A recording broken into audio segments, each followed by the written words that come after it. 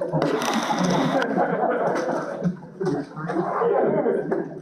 you guys have a fun, I can try to find it. Yes, okay. Since I have a float, I gotta make sure my computer is charged.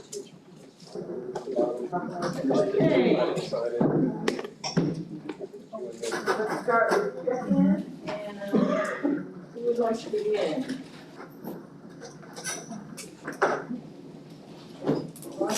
Sir, can we see you, by the way?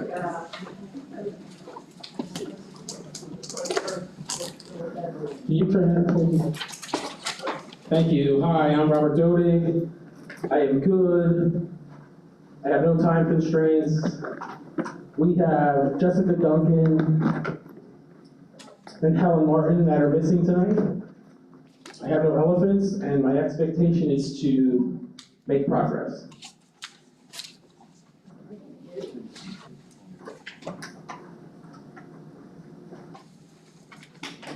I am Will Rothenberg. I'm doing all right. No time constraint, missing is noted, no elephants, and the expectation is you can make progress. Thank you. Good evening, my name is Heather Leonard. I'm doing well tonight. I don't have any time constraints outside of the parameters of the meeting. I believe the missing have been noted. I have no elephant, and expectations are to make progress.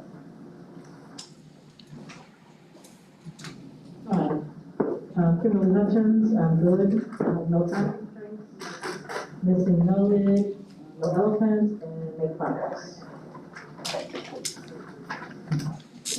Hello, my name is Amy Dessmore. I'm doing fine, no time constraints, and we got the missing, no elephants, and my expectations are that we make progress. I'm Carl Burnside, I'm doing okay, no time constraints, this has been noted, no elephants. Expectation I'll just follow and make progress. Hello, I'm Christine Trode, doing okay today. I do not have any time constraints. Missing has been noted. I do not have any elephants, and same expectation to make progress. Good afternoon, I'm Ben Osler. I'm great. I have no time constraints, missing noted, no elephants, and expectations like everyone else make progress. Hi, I'm Rachel Wolf. I'm doing fine, no time constraints, no elephants, and make progress. Good afternoon, I'm Bonnie McFarland. I'm doing well. No time constraints beyond the end of the meeting at 7. We've noted our missing, no elephants, and expectations to make progress. Good evening, I'm Mike Gatewood, Director of Financial Services. I'm doing fine, no time constraints, missing is noted, no elephants, and expectations make progress. I'm Shannon Fletcher, Executive Director of School Development. I'm doing great today. No time constraints and no elephants, and expectations are to make progress. Hi, I'm Cesar Rivera. I'm doing well. No time constraints. Missing has been noted. No elephants, and my expectations are to continue to learn.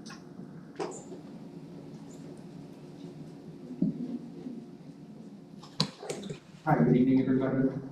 My name is Kurt Zone. I'm the Service Unit Director for the Teachers Association of Lee County and Chief Negotiator for the union.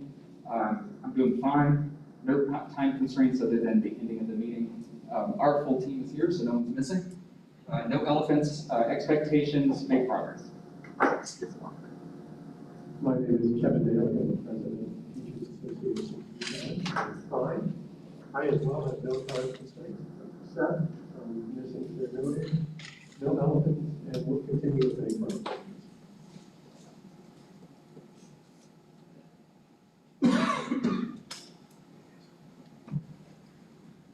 Hi, I'm Jill Castellano. Hi, I'm Jill Castellano. Are you A or B? I'm Calusa B.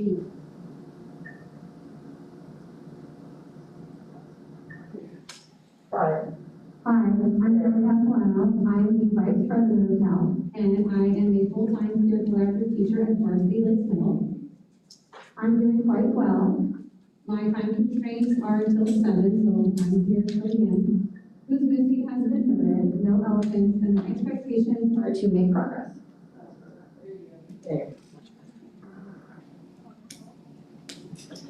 Hello, I am Anna Witten. I am the secretary for TALC as well as a third grade teacher at Colonial Elementary. I have no time constraints. I'm doing well. No one is missing from our side, no elephants, and my expectation is to make progress.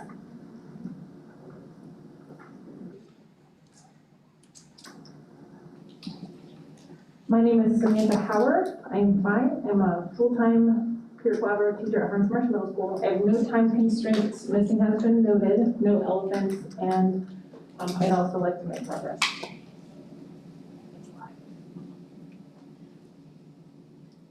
Hi, I'm Shay Pearson. I am the TALC treasurer. I'm also a testing coordinator at Island Coast High School. I'm doing fine. I have no time constraints. I have no elephants, and I'd like to see us move forward. Hello, my name is Amy Johnson. I am a 6th grade teacher at Mariner Middle School to some wonderful students. I am doing well tonight. I have no time constraints. Missing has been noted, no elephants, and expectation to make progress. Hello, my name is LaShonda Hutchins Cologne. I am a full-time math coach at Franklin Park Elementary. I have no time constraints, no one's missing, I have no elephants, and I want to make progress. Good evening, everyone. My name is Iris Grimaldi. I'm a school social worker. I have no time constraints. Missing has been noted, no elephants, and my expectations are to make progress. Good evening, I'm Christina Sterrett. I am doing very well tonight. And I have no time constraints except for the 7 o'clock ending time. Missing is noted, no elephants, and I'll continue to make progress as well.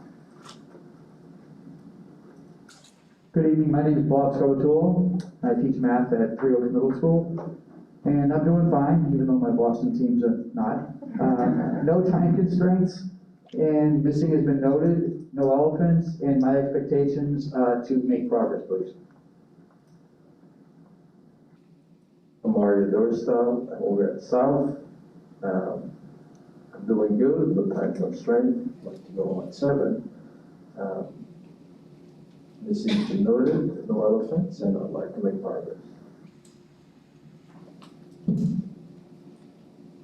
I'm Louis Fisher, Director of Things at Gateway High School.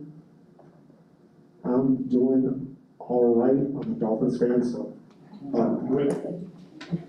I have no time constraints. My mind is missing. I have no elephants, and I expect to survive this day. Good evening, my name is Tara Sherman. I'm a full-time professional school counselor at Raymond C. Page Elementary. I'm doing well, no time constraints, missing is noted, no elephants, and my expectation is to make progress. My name is French, coordinator of professional development. I'm doing well. I don't have any time constraints. Missing has been noted. I don't have any elephants, and I'm expecting to make progress. I'm Amanda Guzman. I'm also doing well, no time constraints, no elephants, and I want to continue to learn. Okay, great, and good evening, I'm Donna Mutzenard. I am doing just fine. I'm very happy. I have 2 people who are towards this evening. And no time constraints, missing's been noted, no elephants, and my expectation is to help you make progress. So with that, did you get minutes? Oh. I'm sorry, did I do that out loud? Will, or Rob, one of you? We sent out an email to everyone with a draft of minutes. Stephanie, who was new to us, is now old to us. I don't know if that's right. But no longer have a secretary, so Morenci is filling in for her tonight, but send them to everyone. Please let us know if there's any edits, and we can come back and hopefully try and improve next time, but you'll have kind of the draft in front of you in case you have any needs to get back to what we discussed last time. Okay. Sure. Before we get started, can I call for an executive caucus, please? Yes, sir. For those of you who are new to the process, an executive caucus is Kevin Kerr, probably Rob and Will, need the caucus. So where would you guys like to go? Next door We or? can go to the Clipper if you want. You guys already got it done.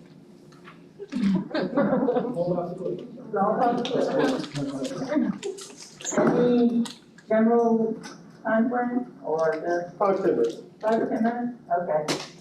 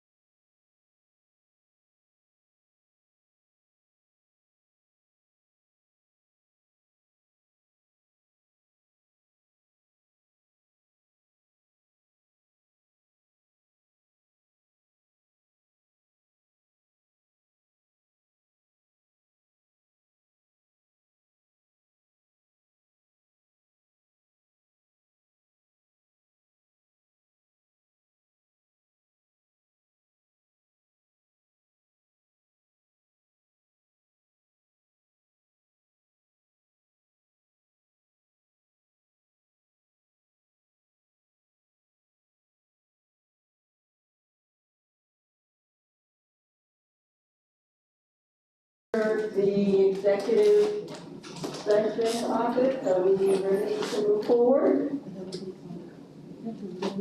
Do you need a report out? We discussed, the agenda, beginning or continuing the conversation on the class coverage language from last time. And we discussed, concern about just the, number of folks on the team, and that will be rectified. Okay, thank you, sir. Okay, thank you. All right, so next on our agenda is, calendar, but we don't need to do that, we already did that. So, last time we were talking about some language for ESSER, Elementary and Secondary School Emergency Relief Act. And I know, Per, you were gonna get some questions from your side and give them answers, and we did have language. Put that back up again. Or does everybody have hard copies?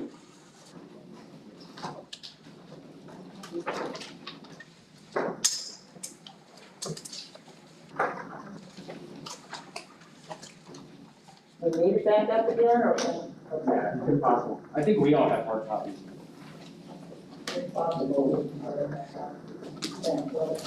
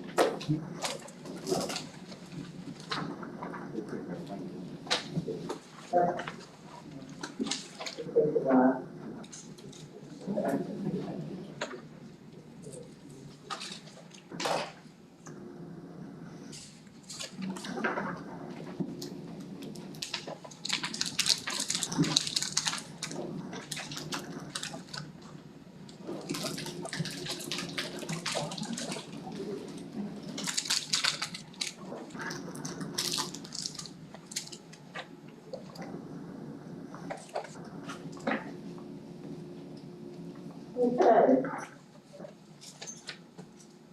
We have it up. Is anybody want to start with anything? Sir or Kevin, since you were going to get the questions from people? Maybe I can throw up kind of the four that are here. We can talk about them, and I'm sure that will kind of spur some more conversation. Okay. I think the first question was around the language on hourly rate, the $60 per hour or the hourly rate, whichever was higher. I think that language just needed to be tweaked, if I'm correct. The second item, and I'll leave this to the team to chime in, is around concerns specific to elementary, especially special area teachers. I think the third point of discussion is around the 2-hour minimum. That's in the language. And we wanted to have some discussion around the rate per absence, and talk about what $400 a day would look like versus the $300. And also the idea of who's eligible, because I know right now, if you're a coach or someone like that, you're not eligible. And so, like I said, I keep saying, this is kind of older language. We've had it for a few years, and now we figured out where the holes are. So, kind of the idea of plugging the holes as we've seen them moving forward. Okay. We'll just start with the top one, the hourly rate, $50 per hour. As a point to start off our discussion. No, it looks like, it's fixed in the language here. It just That's didn't not reflect. real typing wrong, that's what we're talking. So I think that's the concern in a nutshell. There. Okay, Jill? It's off, Jill.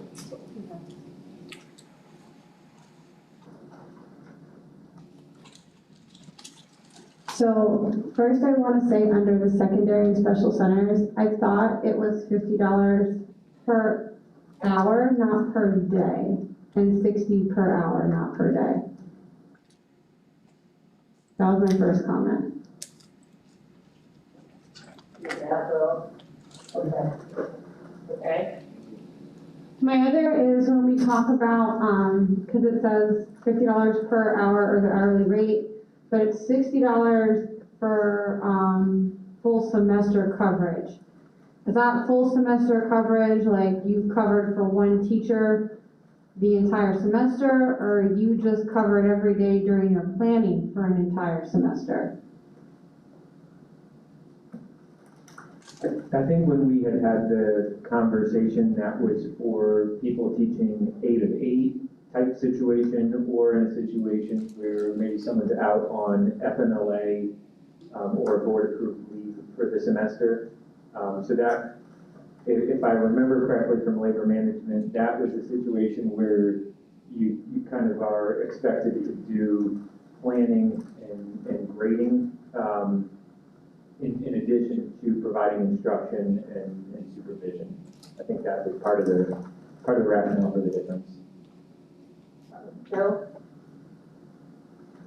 So with that, we have teachers, for example, or schools where at the start of the school year, they were still hiring people. Maybe somebody was in the hiring process, because that can take some time, or they hadn't found a qualified candidate. And you had teachers covering for them, and in some cases it was non-classroom instructional or part-time classroom instructional, and they were doing that. They were doing lesson plans, they were doing grading. We have open positions, and again, the person's in the process of being hired, that the employee who's doing that work won't cover that one class for an entire semester, but they are doing 100% of the work of a classroom teacher. They are planning, they are grading, they are teaching in addition to their job. So my only concern with separating it is if you're covering for a teacher who's not there for 3 weeks, you're expected to do the job of that teacher for 3 weeks. So I just wanted to bring that up. Or longer. Or longer. So I just want to bring it up because it doesn't distinguish there what the change is, and if it's the idea that you're doing more of a long term, somebody could be covering for an entire quarter, they could be covering for 3 or 4 weeks, and the workload is there, whether it's a semester workload or 10-day workload, the workload is there.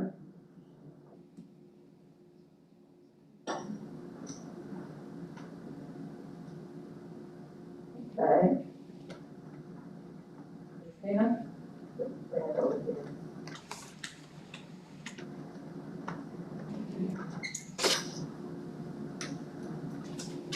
I'm going to piggyback on what Joe has to say. I have resource teachers and PCTs, specialists, all sorts of people who are covering for others in the building. And we have 4 positions right now that I know of that are completely open. We have resource teachers and PCT teachers covering from day 1, still planning, still grading, they're doing all that, and they are expected to do their typical job. So they're doing both jobs at the same time, many of them for hours after school without any extra pay. So if we can get that covered in this language, I think you're going to make a lot of people who are doing 2 and 3 and 4 jobs or positions a lot happier. Do we have any suggestions to clarify that language?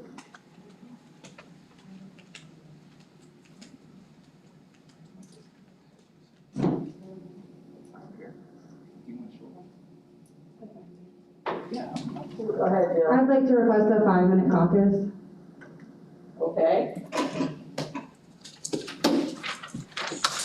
With the idea of working towards this. Yeah. Not a caucus for no reason, a caucus to work something out.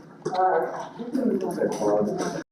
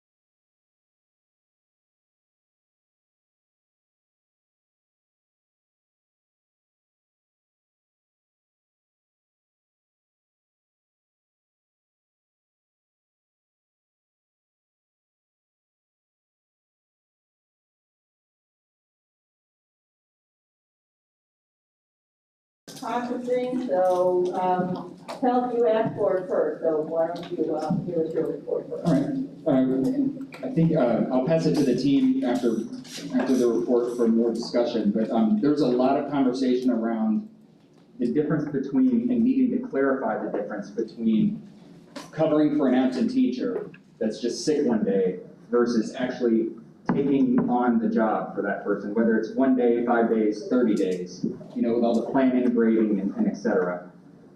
We discussed, we had some questions about,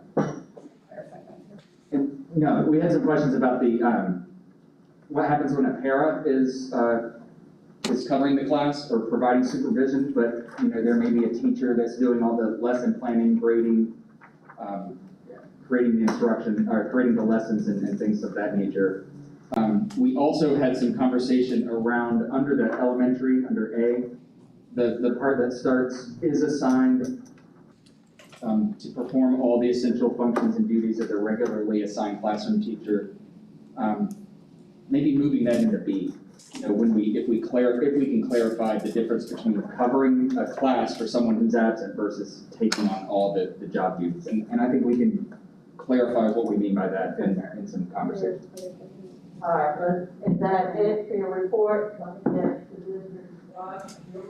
Yeah, I mean, we had a similar conversation to our initial report about long-term, short-term, or whatever we'd like to call it. We also talked about, and Will has changed the title up there to instruction during missed planning, which is the actual title in the contract for this item, so it's better understood. And then we talked about secondary and special centers and the rate, 50, 60, and those kinds of things. So that's essentially our thoughts. Okay, thank you.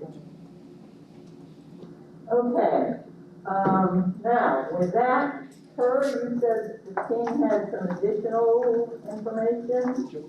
Anna's gonna speak first. Okay. I think Anna, yeah.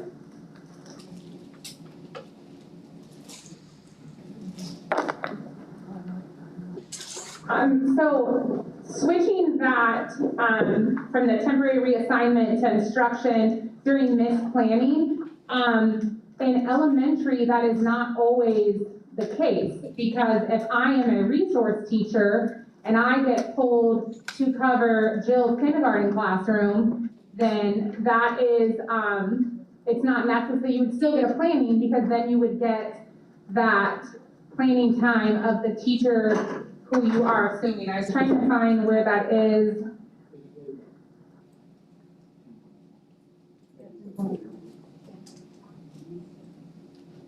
Yeah, so 10.4, and, oh, it is called the same thing.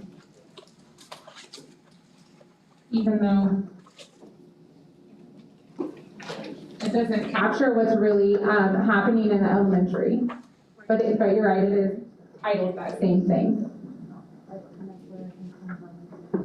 Jill?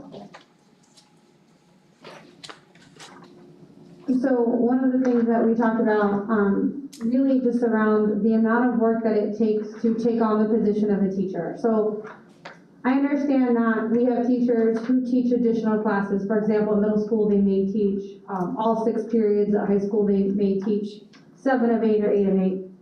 So I understand that taking on those additional classes is additional grading, is additional work.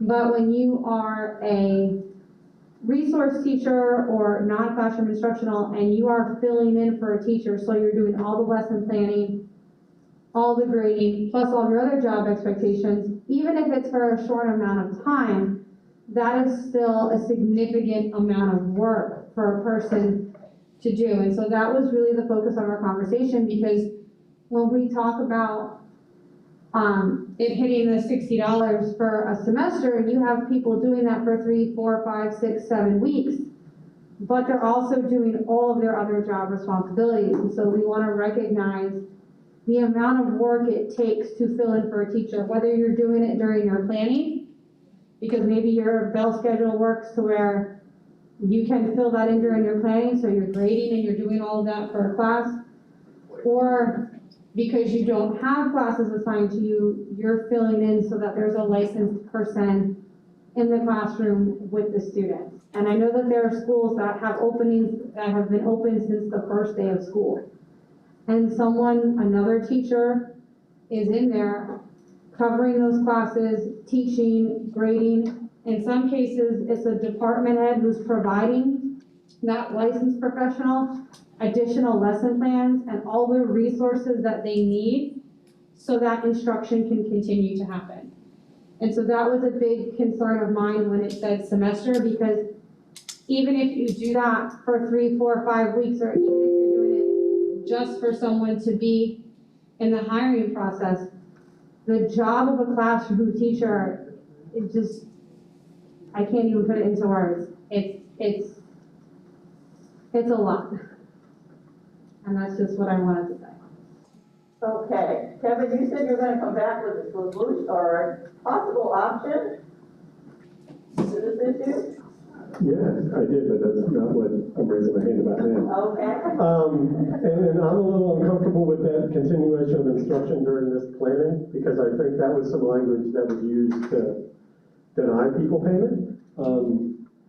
And again, I just think at the elementary school level and with coaches and people like that, who may say they're getting their planning, but they're still doing the work. And so again, I think it's for me, and I don't know how we phrase it, and I think we're working towards the solution here, but how we phrase it to show that the idea behind the language is that if you're taking on more responsibility, and the more responsibility you take on, the more compensation you're receiving for that task.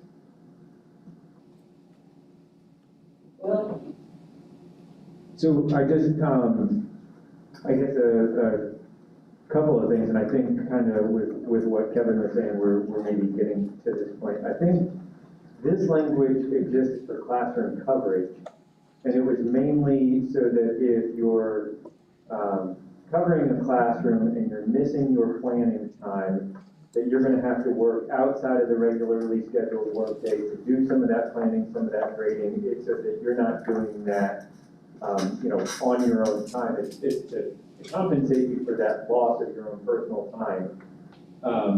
I think with what Kevin's saying, and you guys have kind of pointed out, is at the elementary level, that's not really how it's been applied. It is more of the taking on a bigger class, which I think is part of a separate conversation that we had related to some of the ESSER funds. And so I don't know if that's where the interest lies in kind of separating that out. I mean, it seems like the secondary and special centers one, that there hasn't been much discussion about. It seems like it's all been focused on the elementary, and so maybe that's the reason why it's a weird mismatch in the contract. Yeah, I'll just piggyback, because what Jill described is not during planning time. So, I mean, this language is focused on this planning, or at least that provision of the contract. So, I think we need to narrow down exactly what we're trying to do here, and we have two separate issues that we need to talk about. okay. Anna? I would agree that this is almost two separate issues with the elementary coverage and the secondary coverage. So in Article 10.4C, where it says elementary teachers, how this is currently done in elementary is there's additional time where at the elementary level, if a teacher covers a class, the teacher will be compensated at the regular rate calculated to the minute based on the length of the period covered. And then option 2, which is pre-COVID, how things were done. At the elementary level, if students are added to a class, the teacher would be compensated based on the percentage of the absent teacher's total class enrollment added to the covering teacher's class, which was basically, if I took on 4 students, there was some mathematical formula that was done based on each minute. They took out lunchtime, they took out planning time, they took out recess time, and we were paid based on those additional students that we had when we split classes. So I know I was under the assumption that the conversation was to kind of get away from this per child, per minute, and to make things a little bit more clear and provide some additional compensation for what was going on. Because we currently are not splitting classes or splitting students. What I see at my school site though is if a teacher is out, we may have 3 different resource teachers that are covering that class throughout the day. So it's the students aren't split, but the coverage from the staff members are split. I think too, one of the things that I've heard pretty consistently over the past several years as it relates to elementary school is there's not a consistent way of doing it. And so like Anna was saying, there's that complicated formula of how many students, how many minutes, times your hourly rate, and then you've got schools that are subtracting, well, you're not more students than you would have on a normal day, or this student was gone, they signed out early, or let's make sure that we subtract out the time for specials. And it obviously is way more complicated than it needs to be, but I think as Anna was saying, that additional time and additional students seems to be kind of similar to the difference between the $50 per hour and the $60 per hour discussion in terms of, is this a temporary, you're standing in, or is this a more permanent, you are the teacher for the time being scenario? And I don't know that it would necessarily be for a whole semester teaching 8 of 8, but that seems like that might be a distinction that could be made there as well. Okay, Anna? Sorry. I just want to, Kurt had mentioned one of the things we talked about was what happens when a paraprofessional assumes the role in that classroom. Last school year, a colleague of mine left school in April, and he did not return because of illness until the beginning of this school year. While a para was taking on the classroom supervision, delivering of materials, I took on the role of making sure that the plans were made, the copies were there, they had a schedule to follow, I graded all the work, I put all the work into the grade book, did report cards. So while I was not physically covering that classroom, I assumed all of the other responsibilities to make sure that learning was still going on, because that is what was important. So I know that when we talk about those essential functions and the duties, it may not be the person who is physically standing in the room. That went back and forth between, it was a para for a while, a couple different substitutes rotated in and out, and then a para again. So they were not responsible for any of the other things besides physically trying to deliver content. Okay, Will? And just to add to that story, because I know having been an ESE teacher, I mean, the same sort of thing would apply. You'd have substitutes that would come in that they don't know your students, they don't know your daily routine, and so it is the para who takes over and is doing all of the instruction, all of the everything, because that's the adult who has the training, knows the students, and is kind of leading the class. I know that's different from a situation where you have another classroom teacher coming in who obviously is certified or has those skills, but I know that when you're talking about coverage and what it is that paras that are providing coverage are doing, in some cases, they're the stand-in for the teacher, even with the sub. All right, anything else on this topic? Bill? So I know it was mentioned that perhaps, the intent of this language is really you are covering elementary, either you're doing a split or you're covering during miss planning. And so it was brought up, do we need to address taking on the responsibilities of a teacher? So this is more like a teacher would be losing their planning, or it does cover the splits in elementary. But it was brought up that the idea that we would have to discuss putting language together for when another teacher assumes the job responsibilities of a teacher. So is that something we can work on with this language? I think we can, and we can have an option and build it from there, or we can, if you have language ready to see if it would insert in there. If everybody agreed to it.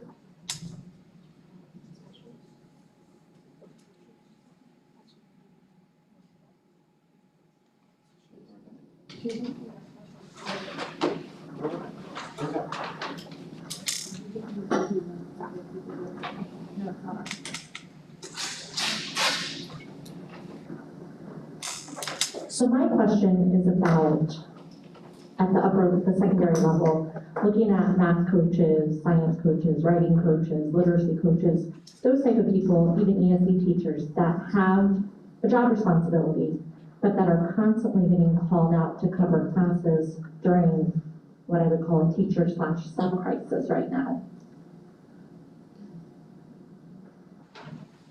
Is there any compensation for them?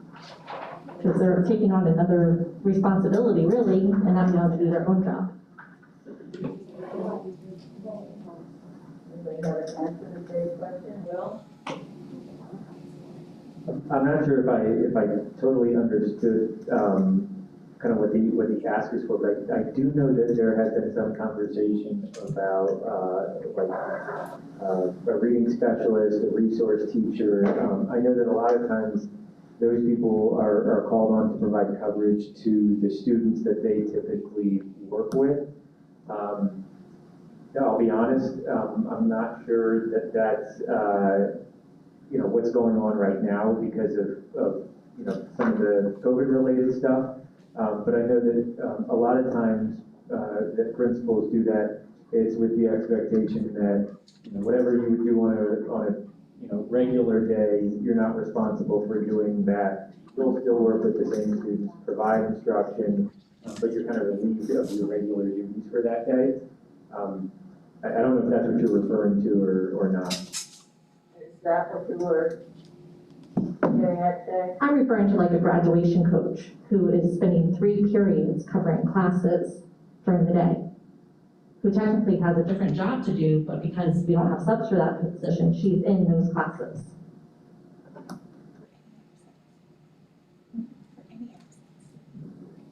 But she still has to do a regular job. Yeah.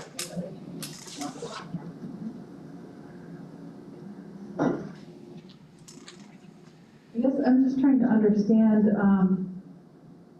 so if you have a reading specialist pulled to go to another classroom, how are they servicing the students on their caseload? Excellent question. That's what she's saying, they're not doing the job that they're supposed to be, that's in their job description. So then do they have to make those minutes up, and that's what you're talking about over and above their normal duties?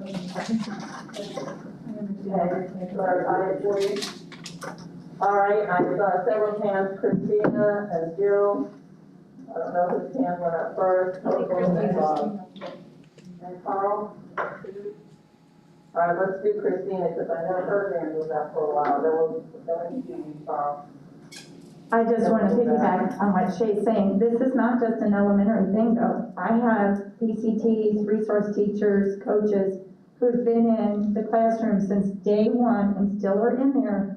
They're doing every duty of the classroom teacher in addition to what their normal job is, which they're doing after hours because there's no time during the day to get their typical job done, their normal job done. So there needs to be some type of compensation. My clarifying question is, if a PCT or a coach or resource is doing the teacher's job, is it going to fall under the $60 an hour, or is it going to fall under the $300 a day? And I would like to see, I mean, if we're gonna address just missing planning, which I've done a couple of times to cover classes for my team, I have no problem with that because I feel like eventually I'll get paid for missing my planning, but these coaches and resources, they're spending the entire day in a classroom and then doing the job afterwards. So if we can address that separately and put that in language separately, I would be okay with that. Okay, Carl.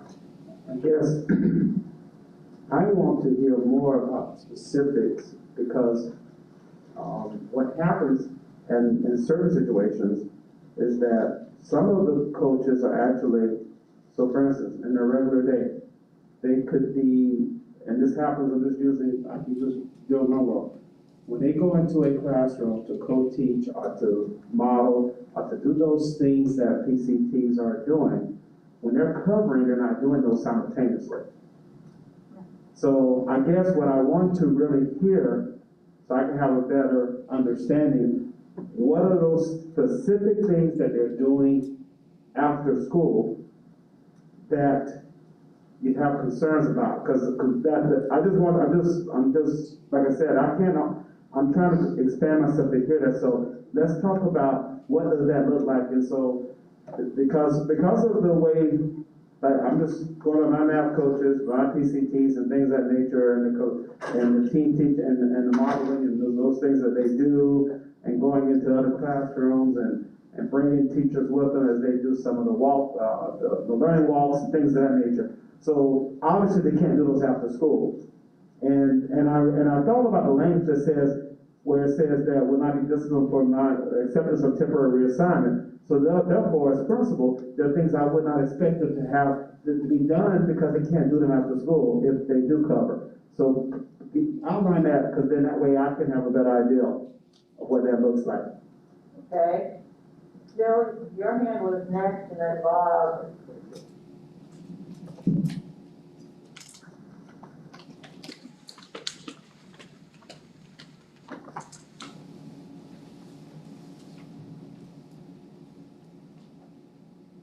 So one of the things that I want to address on that was as a PCT, I still have to meet with teachers. So I had to schedule that outside of the day.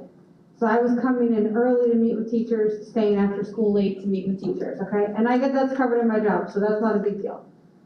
But what I was having to do while I was covering for a reading class was do lesson plans for that reading class. So I would spend however many hours outside of my day planning, like, because I have to plan for my own classes, but since I only had one period, I was going to try to visit teachers and meet with teachers too. Again, doing PCT stuff outside of my day, I do get a supplement for that. Other coaches, other people don't.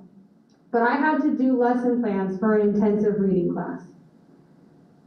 So not only did I have to plan and do all of that for my own students, I had to plan instruction for an intensive reading class for multiple periods a day. An area that I'm not certified in, I had to go in, find the curriculum map, find the standards, and figure out how to teach the kids every day. I had to do seating charts, I had to do everything that a classroom teacher had to do for 2 periods, and I spent at least 3-4 hours a week planning for intensive reading. So when we look at this, when we talk about covering, and I understand that there are some duties, you're right, that gets under like the learning walks and things like that. And there are things that as a PCT I do get compensated for outside of class, but to spend 4 or 5 hours a week planning for an intensive reading class, and that's the thing, you have coaches who still have to go to their coaches meetings, they still work in, like, so other instructional coaches don't have a supplement. So they're meeting with teachers outside of the contractual day. They are like coaching their teachers, meeting with their teachers. They still, in many cases, instructional coaches or PLC leaders, they're still pulling the data. They're still working with teachers. They're still helping teachers. They're covering full time. So now they've got lesson plans, grades, plus all of the work that they still have to do as a coach. And I understand that there are certain things that we do during the day, but their ability to do that job is now limited. And in some cases, our coaches are the ones working with students or going in and co-teaching with that teacher who needs help. Now it's the students and the teachers who are in need, not receiving that help. And so again, they're still then meeting with teachers outside of their instructional day. I have people doing like conferences on Saturday because they can't get the work done, because they are doing the job of a full-time teacher. Bob? Does that help at all, Carl? Because I just, I like to be honest. I'm, and maybe because I'm not aware of the Saturday piece, I'm not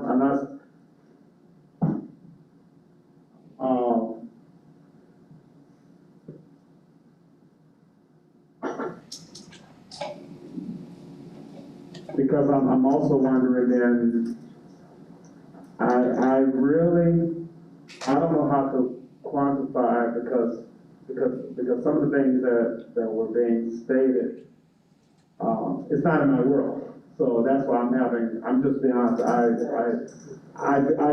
would not have that expectation of that. And so because honestly, I think the frustration for me is that, I know that those things that I really want to happen with my coaches and with my PCTs, it's very difficult, that they really are not happening due to the fact of being covered. So that's, and let me just say this.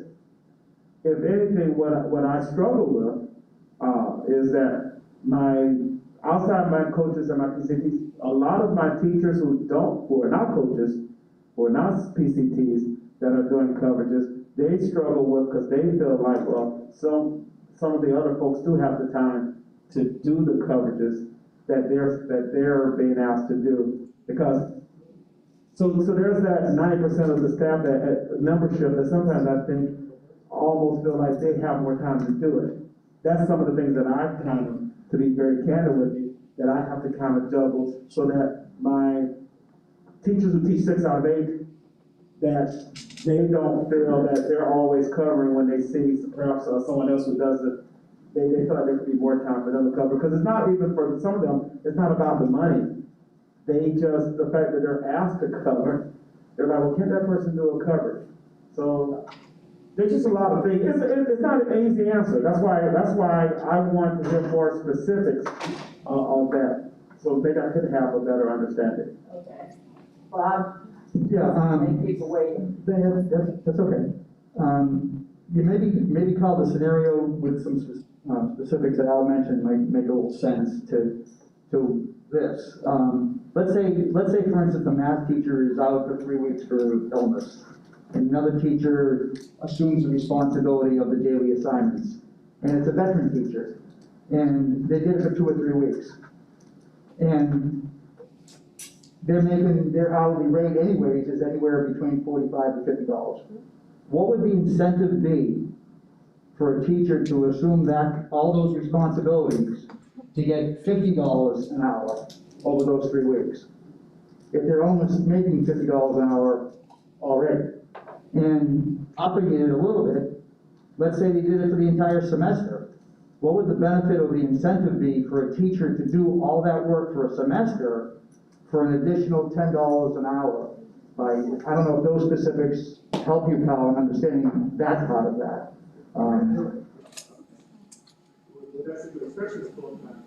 But the hour, I mean, I've got a kind of an issue with the veteran teachers looking at that $50 an hour when they're already making just about $50 an hour already.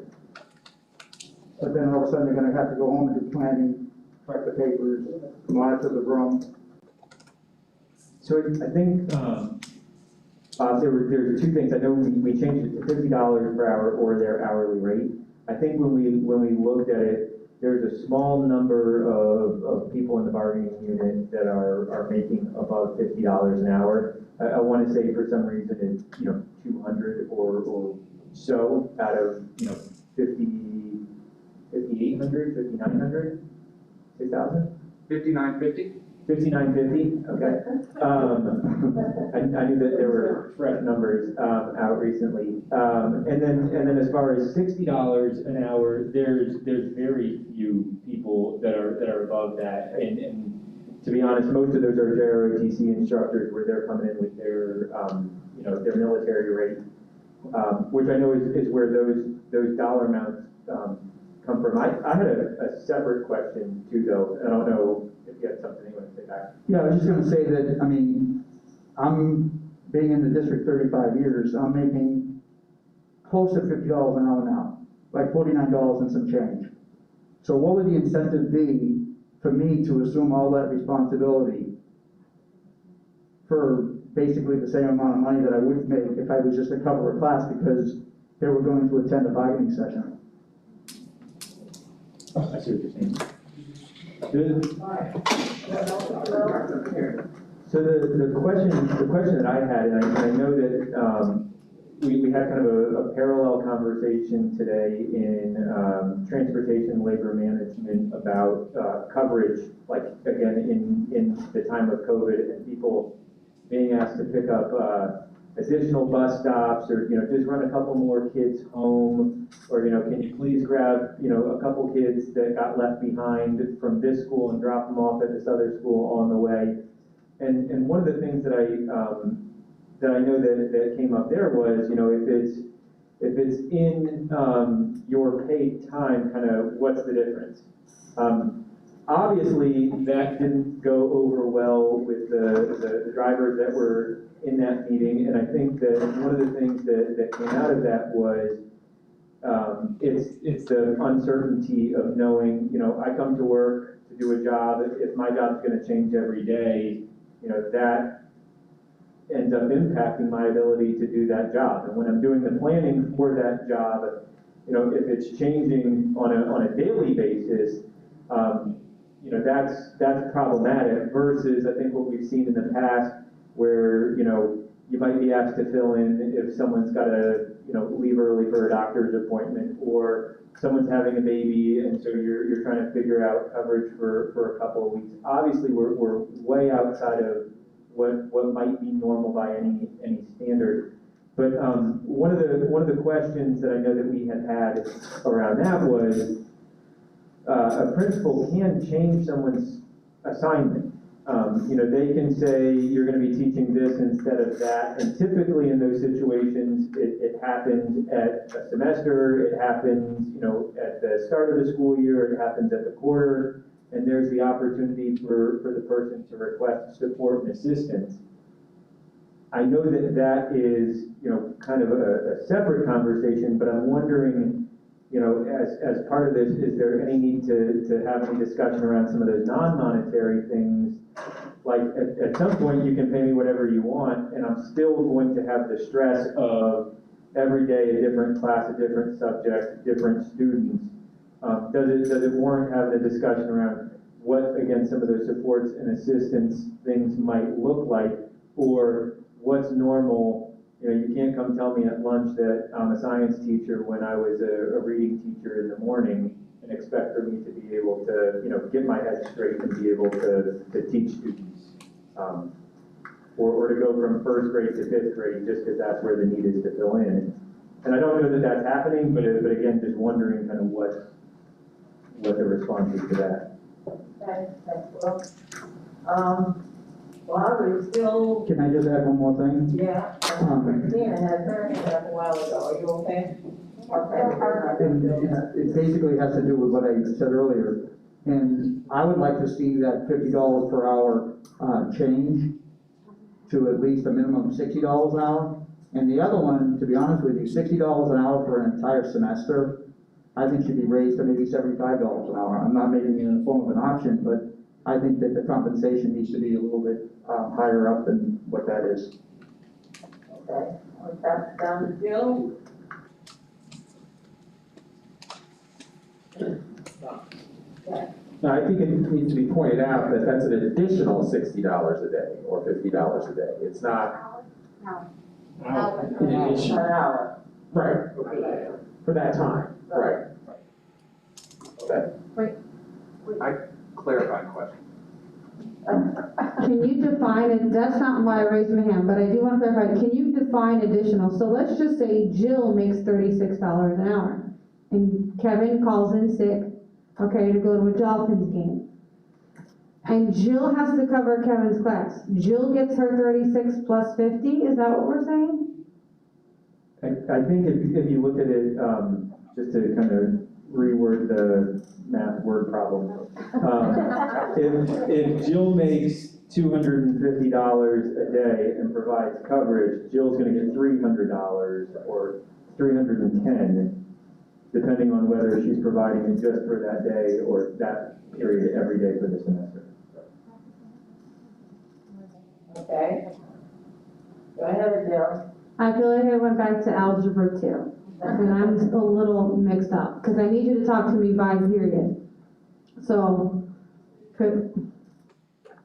I'm just wondering, so I cover for you for an hour, okay, or whoever it is, I get my hourly rate plus 50? Yeah, I think it's back to that like loss of planning time. If you lost an hour of planning time, you would be paid for that planning time at $50. That you would have to do after hours, that planning time you have to do after hours, you pay $50 for Yes. doing that. We can adjust the wording if that's not clear. Well, so what I wanted to go back to was, when we talk about like coverage, in many cases, non-classroom instructional, we are called to cover first. So today at my school, we had 15 people absent. That's not including our open positions. So in many cases, as a PCT with open periods, I'm asked to cover first. And like Carl said, I do have some extra periods during the day. Yes, I have job duties and I have things that I need to do during the day, but because I have more time, we tend to step up first and help, because we want to protect the teachers so that they're not losing their planning every single day. And so I look at that as a different situation. The situation that is concerning to me is when the PCT or the instructional coach, whoever it is filling in for an open position, and they are doing the job of that person. So now they're doing their regular job duties. Even if their regular job duties are reduced, there are still job duties that we must do during the day. But we're filling those responsibilities plus the responsibilities of that open position. And that's really what we're kind of getting at, is we have non-classroom instructional covering for people who are in the hiring process, who have not been hired. Schools are consistently losing teachers for different reasons. They get a job someplace else, they move, there's a lot going on. And so that's what we're referencing, is someone is now, they're not just covering for someone who's absent, they're taking on the full-time job of a teacher. And Will's right, yes, that stuff can be changed, but when you go to a school and you apply for a job and you accept a job, that's the job you expect to do. You don't expect to get hired as a reading coach and be asked to fill in for an open position in science for 5 or 6 weeks. When you're out of field and you still feel the need to support the people you want to support, you still feel the need to coach the teachers, to work with the teachers, to do everything else that goes with the job you were hired to do. And that's what we're really getting at here. We have teachers picking up for so many, whether it's just absences, and that's a separate story, but we're struggling to fill open positions, and those positions, the PCTs, instructional coaches, whoever it is, they are thrust into those positions, and they just stay there until someone is hired. Kevin? Will can go. One of the things too, and I think that, like if you take a kind of a step back from some of the stuff that we're talking about, and I know that this was one of the benefits of putting the language in place in the SPALC MOU to have paras covered. We were able to get some really good data that was helpful, and that I think school development plans on using this year around some of that usage for exactly the reasons that Jill was describing. If you have a paraprofessional who's providing 160 days of coverage, at that point they're not a paraprofessional. You know, at that point they're a substitute teacher, or there's something else going on. And I think that in most cases that wasn't occurring. I think the majority of the data showed that people were providing fewer than 30 days of coverage during the course of a year, which, that 30 days is still a lot, but that seems a lot more reasonable.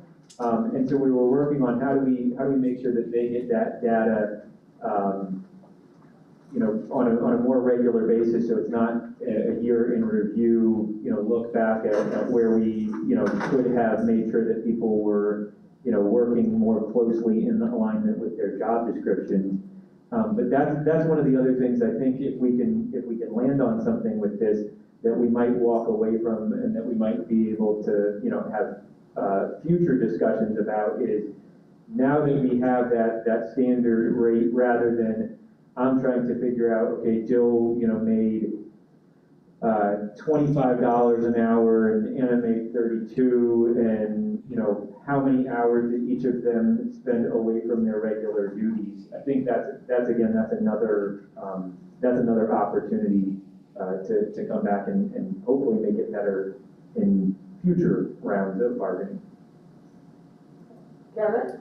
So I have a clarifying question, and I know Jill provided the example of, she gets, or you had, well, $250 a day, she would then get $300. The problem I have with that is if Jill only covers one period, she doesn't qualify because the period is 84 minutes. So an administrator could go, you didn't meet the 2-hour minimum, so sorry, have a nice day. But even in elementary, okay, that's elementary, all right, sorry. All right, but it's also per hour. So considering the class is 84 minutes long, isn't that more than $50 at $50 an hour? Is that closer to, okay. But because we say 50 and then we say per hour, so I want it out there kind of in the minutes that it is for at that point we become an hourly employee, though not subject to overtime. We become an hourly employee and it's an 84-minute clock at $50 an hour. Yeah, and I just said 50 because that was 1 hour, even numbers, easier to follow along with that. And we also haven't talked about elementary specials teachers. Chris, you want to do that? Or? Yeah, I can explain it and Anna can too, but I'm going to give it to them. All right, Anna, Christina.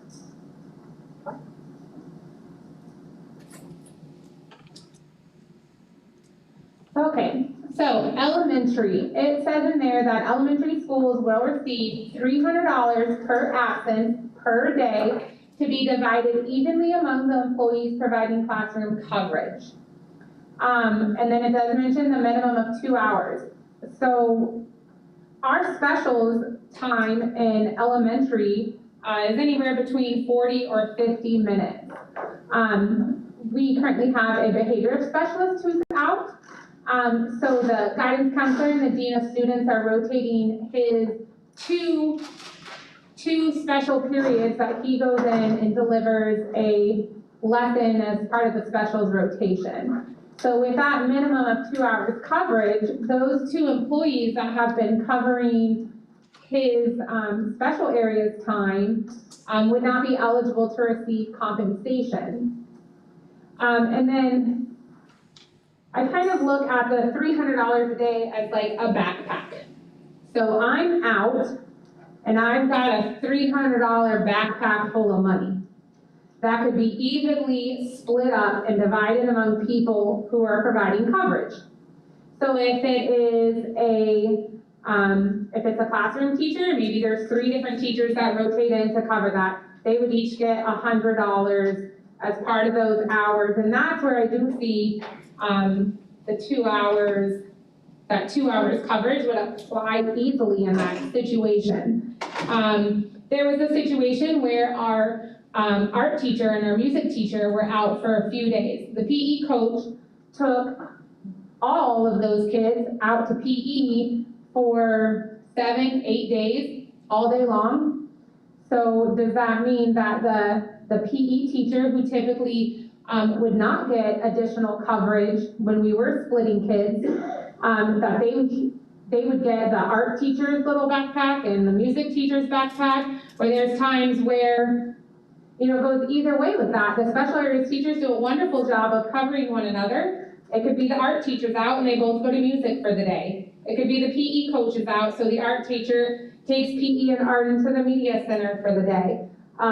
So I know that our special areas teachers in elementary typically were not eligible for compensation based on the language that was in the contract, as well as our non-classroom instructional staff. In the past, if we were pulling a resource teacher and having them cover for the day, they weren't getting compensated where we would if we were splitting kids and get compensated. So I think just clarifying, are those people now eligible underneath this? I think would clarify a lot of things. I think that's where a lot of us are hung up, who's eligible, and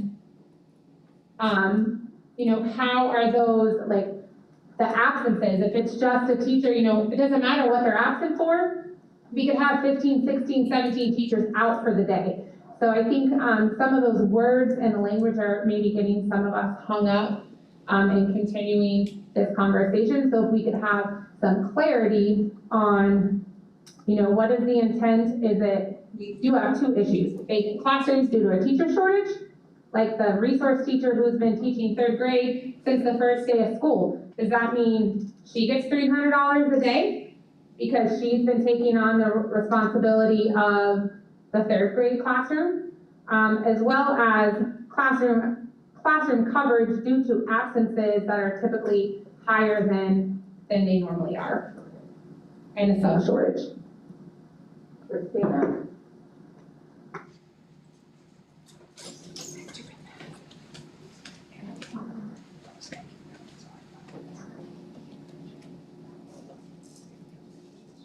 Anna actually brought up the two issues or questions I had.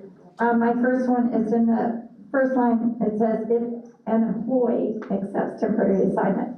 Who does that mean? Because in previous language, it's been said as classroom teachers, and so therefore specialists have been left out. Even if we're covering, I have been told, oh, well, you're not a classroom teacher, so I've not gotten the extra pay.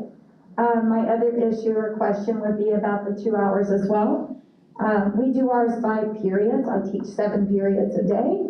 And if I'm covering somebody else's 1 period or 2 periods for that day, 1 period is only 40 minutes to 42 minutes of my time. So am I gonna get a percentage of that, $50 or $60? Do I get the entire amount? Because I would never reach that 2-hour limit unless I'm teaching 4 or 5 classes a day for them. Okay, one of the things that I've been kind of contemplating here, and I'm going to the other side of things, because I'm thinking about, like I said, the entire unit. You know, hypothetically, and this is one of the things I think we really got to take apart, look at some of the unintended consequences. If I was a reading teacher in my school, and the reading coach, because I had a vacancy, was taking over that position. And the reading coach, because as you said, those are realities, there have been some positions been open all year long. But that reading coach, by the way it's written right now, were to receive that, let's say, $300 a day or something of that nature, then they're going to get, in the course of a semester, $27,000 more dollars. Now, that's one of those unintended consequences that could cause some strife within a staff. You know, so I think it's, you know, so there's some good questions and some things we're going through, but also I'm looking at the other way of it too, where because of their position, should they be able to make that much more than the teachers who happen to have been hired in their regular position. So I think it's something we need to look at, and because in my mind I'm thinking, we've been talking about taking care of the minimal aspects of everyone. We need to also be very cautious of the other side that could really create some stress and some heartache. Like I said, those unintended consequences.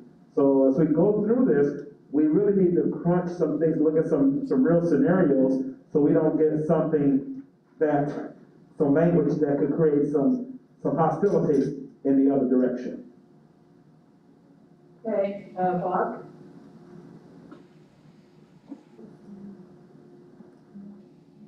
Yeah, I'm just going to return to the initial thing that I talked about earlier about the $50 per hour. A scenario again, let's say Jill has an algebra class and she's been out for 3 weeks being sick, and I'm the only algebra teacher that has that period off, and I cover her class. And would I be doing that for an extra 38 cents an hour? That's basically what I would be doing it for, 38 cents an hour more, for the next, say, 3 weeks. You know, grading her papers, doing her plans for 38 cents an hour. And for $60 an hour, again, I think we're kind of shortchanging ourselves here. I don't know if you need an option on this, but I would like to see the $50 an hour go up to $60 an hour, and the $60 go up to $75 an hour.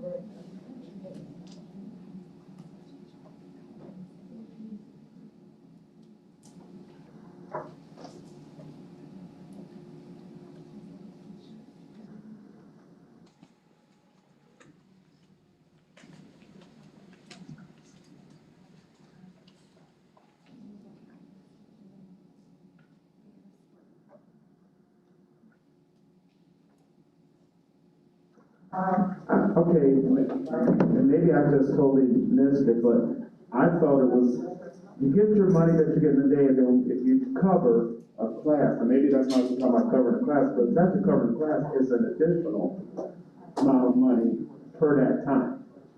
It's not just 38 cents, so I mean, even the way it works now, when someone gives up their planning period to cover a class, or if they're doing an extra period, they give up their plan, they teach a 4-hour course, whatever, that's additional, that amount is added to them, not, I mean. So basically, if you're making $60 an hour and you cover a class, you're making $100. Right. Yes. Not rounding up to $50 an hour, you're making $100. Correct. Right? Yeah, for that hour, Yeah. Now, unless you're talking about something else. That's not what you guys said. Is that true? Because that's not what we understood. No, well, let's say, for instance, let's take away all of this. Let's just say somebody needed coverage today in my school, and I go and cover. They're gonna give me my hourly rate for covering during my planning period. They're gonna give me my hourly rate, $49.62 to cover that class during my planning period. But that's extra money, that you give me your hourly rate. They're gonna give me my hourly rate. But the reality of it, you're still getting paid for that hour. In addition, that's still extra money. No, I'm getting an additional $49.62 by giving up my planning period. Yes. So now, if I was giving up my planning period doing this, I'm getting $50 an hour. No, you get 96. You're paying you $50 an hour. That's not what we'll say. If a teacher at our school is out, and they say, I need coverage during period 5, and a teacher volunteers to cover that class, that teacher is going to get an additional amount of money during their planning period to cover that class, correct? Right? Yes. Okay. That's what that says, but that's not what. So that $50 is what they're gonna be giving the teacher for covering that class during that planning period, correct? Am I correct or not? So I believe, Bob, I think that's why Will used the scenario earlier of the daily pay.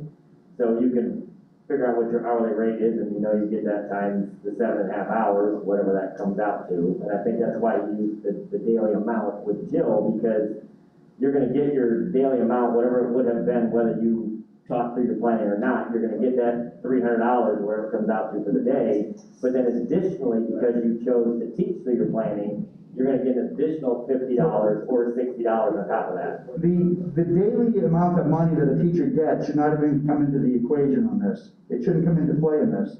It should be just that one period that they're covering, they're gonna get an additional amount of money. So if somebody's making $300 a day, and they go and cover a class, they're gonna make $350 a day. Correct. 1 hour. For 1 hour. Correct, for 1 hour. Right, so what I'm saying is, if I was gonna do that today, and I was gonna cover a class, I'm gonna make my $300 a day, plus an additional $49.62, correct? Well, am I right or not? I mean, I understand what you're saying.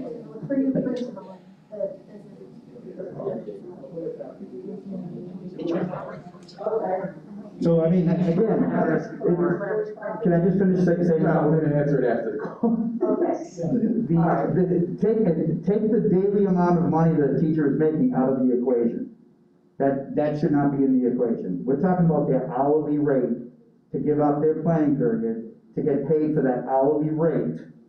So if I'm making, again, if somebody's making, let's say somebody's making $200 a day, and then they get this extra 50. They made $250 for that day because they gave up an hour of their planning period. I mean, this is what we've been doing for years, guys. I mean, this is, I'm surprised that we're actually talking about this. Because what we're saying is right. Is that the daily amount of money does not come into the equation in this. It's your hourly rate comes into the equation. Okay, they called for a caucus, made your point, so, time, 15 minutes or so? 15 minutes. Can I ask a question that might be something I can address? No, go ahead. Quick question. My question would be, and God forbid this keeps going, but what's going to happen when this ESSER money is gone 3 years from now? Are we going to address that in here? What do we do once this ESSER money's gone? How do we continue compensating teachers for this time? Well, I think we can have the conversation. Obviously, we're bargaining certain provisions of the current contract that are reopened, so. But it's obviously something that we can discuss. We can't bargain language for a future contract, I guess is my point. Okay, with that, you're gonna stay here or you're gonna withdraw?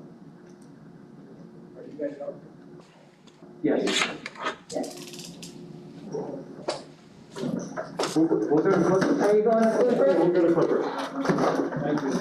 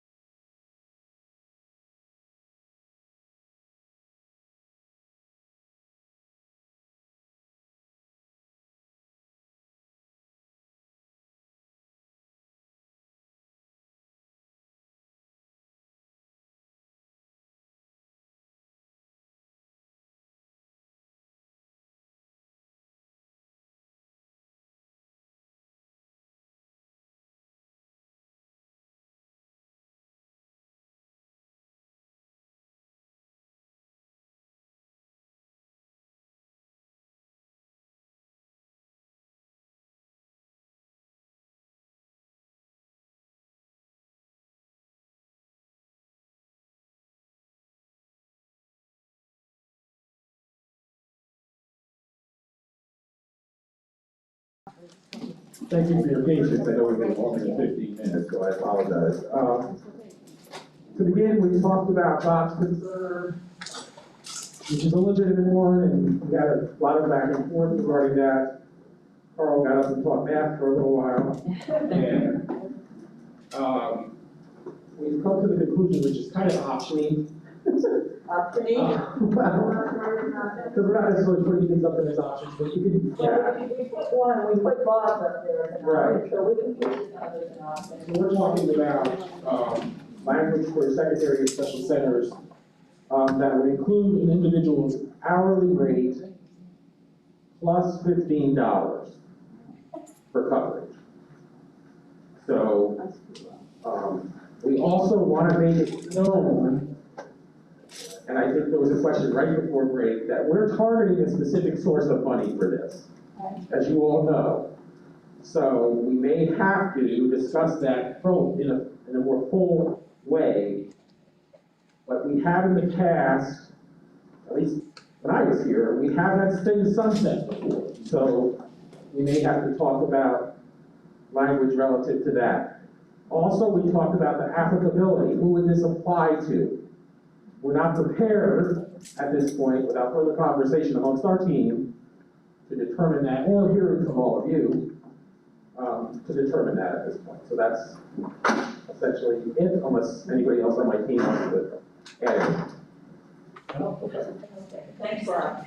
I got you for instruction covered in time, correct? Yes. All right, sir, your report? Donna, before I give the report, can you please remind me what our interests are for this? Good if I had the interest. And you don't have the minutes, so.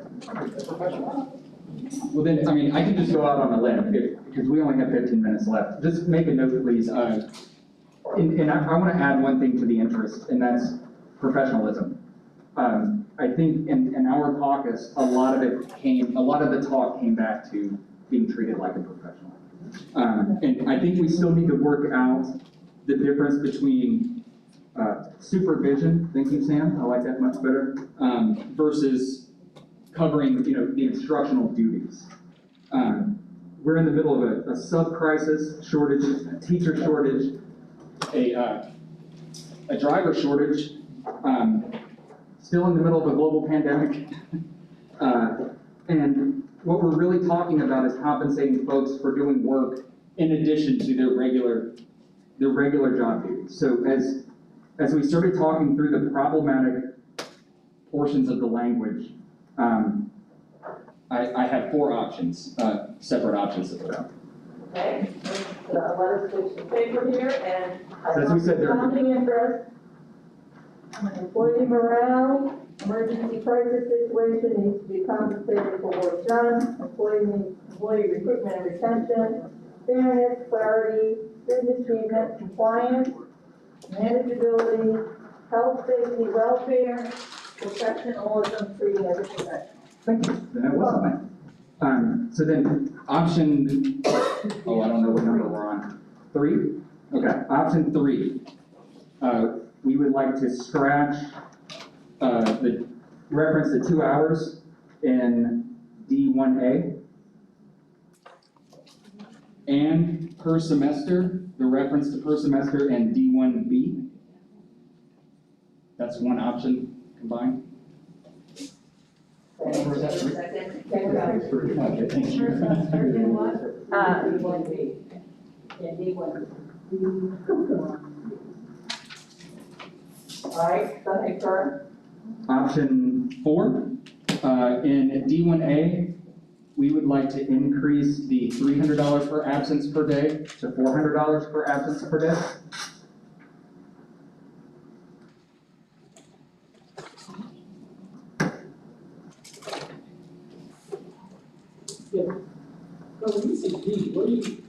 On the thing you gave. Oh, I'm sorry. Okay, so the D is emergency change in assigned duties.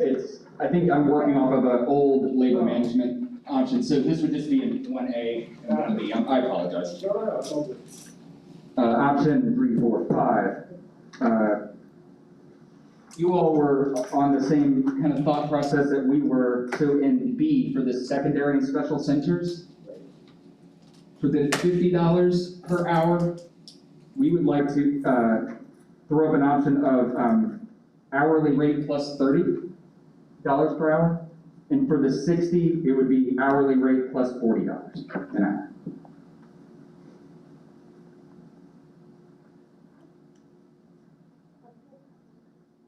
I'm sorry, Kurt, can you say it again? $50 to hourly? Hourly plus 30, and 60 is hourly plus 40.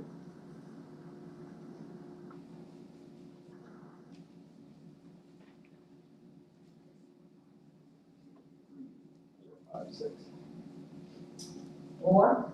One more. One more, okay.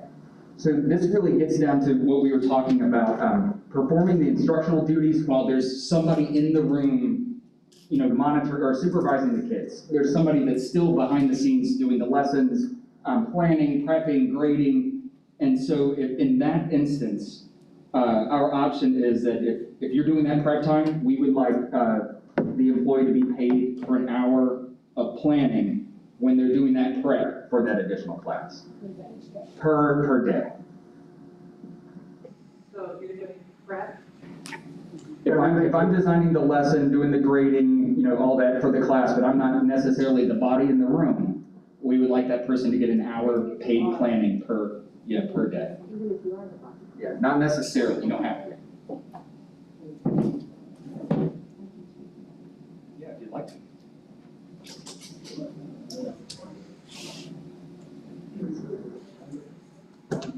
Then paid what? How much? Hour paid planning per day? At their hourly rate. Salary.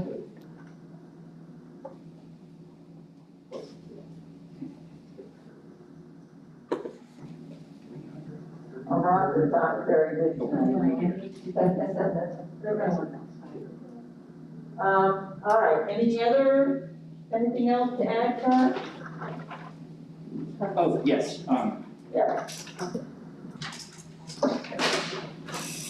Just one more quick thing, that, just to throw up, this isn't an option, but just something to keep in the back of our minds.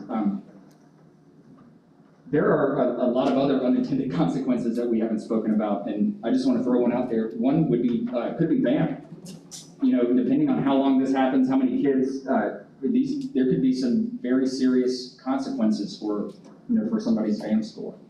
You know, luckily we use the district BAM and not the state one here, and that data is massaged, but that's just something that wasn't lost on our team either during caucus. Okay, That's all. thank you. Anybody else on the team have anything to add to the caucus report? Bill? I just wanted to provide some clarity to that last option, because we talked about like non-instructional taking over classes for vacant positions or open positions, and that they are doing the planning for that class, planning assignments, putting grades in, they're doing the work of a classroom teacher, and they're still expected to do their regular work. And so it's just it's to give them that additional planning time that they need to plan for those classes, because stories were shared in caucus that they're still writing an intervention plan. So even though that elementary teacher can't go give the intervention, they're still developing an intervention plan that the classroom teacher has to do. So they're still writing those plans. They still have meetings to attend. They still have work to do that they're doing now outside of their day, or they're taking more time on their weekends to get this done, plus they're planning for those open positions. And I think that the thing that is really, that I'm struggling with, is that every day our children come to school. Every day. No matter what is going on in this global crisis, our children come to school. And all of us in the school, every administrator, every member of the instructional unit, and every member of the support unit, the show has to go on. The children need supervision, they need to be fed, they need to be cared for, they need to be safe, and they need to be educated. So when we are out, or when there are open positions, it's not work piling up on a desk I can't tell my principal stuff is backlogged, I have to get my job done. And I struggle because I feel like that's not being considered. That we are pushing forward no matter what happens. No matter if there's 15 teachers out of a school or 30 teachers out of a school, every child shows up and every child has to be cared for and loved and educated and kept safe. Hey, Ross. Thank you, Jill. And earlier when Anna spoke, I was going to thank her for the things she said she did for that teacher last year. But it sounds hollow to just thank you. So I want to say, as the chief negotiator for the district, someone that's been out of this business for 28 months and is now in it, the biggest impact I've seen, I can't believe what COVID has done to this business. And I told the staff that today too in a meeting. And I just want you to know that Dr. Savage and the board, we hear you, okay? We hear you, and we're listening to you, and we had a great caucus because we talked about your concerns. And I know talk is cheap, but that's how this process is conducted. But we hear you, okay? And I thank all of you for participating, and I thank all of you for bringing what's happening in schools to this table. I now have to go home and listen to my 5th grade teacher wife tell me what happened at her school today. So we hear you, and we're going to do our best to help you, okay? All right, and with that, it is almost 7 o'clock, and I appreciate both teams coming back with some options for you to think about before we come back. The next meeting is scheduled for October 11th at 4 o'clock. Again, we're still doing 4 o'clock. And thank you for a good evening of discussion, for our final words from Jill and Rob, and thank everybody for all you do every day. Carl, I just was wondering, on 30 and 40, what was the rationale to do that in like 30 seconds? Oh, the numbers you use, the $30 hourly plus 30 and hourly plus 40. The same, I mean, just as it is down here, 50 and 60? Yeah, like you said, one was 30, 40, what was the rationale behind that? Why are there two different numbers? Oh, where did the numbers come from? No, why are there two different numbers? Because one is daily coverage and one is full coverage. Okay. Thank you. All right, with that, have the rest of you, enjoy the rest of your evening.